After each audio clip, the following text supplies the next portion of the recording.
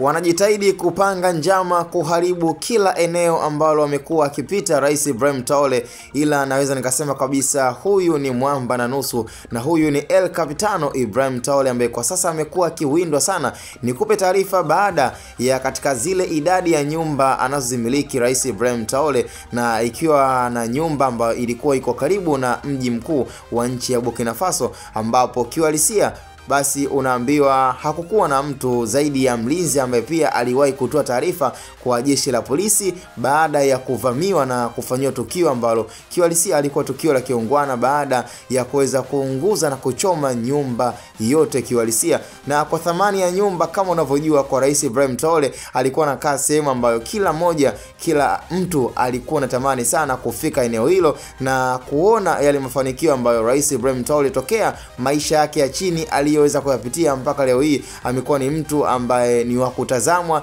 na ni mtu wa kuaminiwa kama role model ama mtu wa kumwangalia katika sehemu ya mafanikio. Lakini cha ajabu, ubaya, chuki na roho mbaya za watu ambao wamekuwa wakipinga na kutaka kumngoa katika kiti cha urais wameweza kumfanyia jambo ambalo nafikiri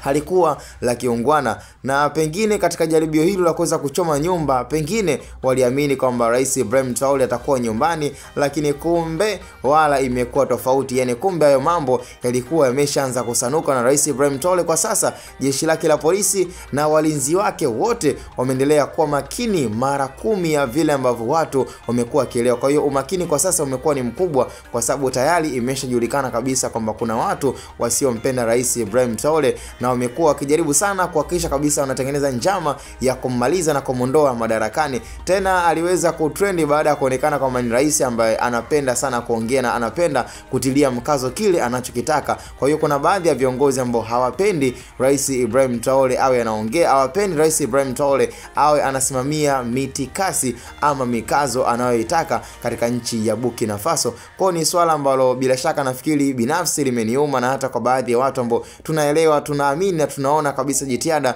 za Rais Ibrahim Traore zinawafanya pia hata kwa baadhi ya marais waendelee kujipa imani na waendelee kujifunza kutoka kwa Rais Ibrahim Traore ambaye kwa sasa ni mostly famous international president ambaye anaaminika na anakubalika katika nchi nyingi sana za Kiafrika. Sima cha msingi tukutane kwenye comment, na kwa matangazo zaidi na kwa wale ambao wanahitaji promo zaidi za kibiashara na bidhaa, basi wasiliana nasi kwa nambari 0684 006225, na imani hapo utakuwa umeweza kupata kile unachokihitaji. Cha msingi tukutane kwenye comment. Ni Hatoboy Media.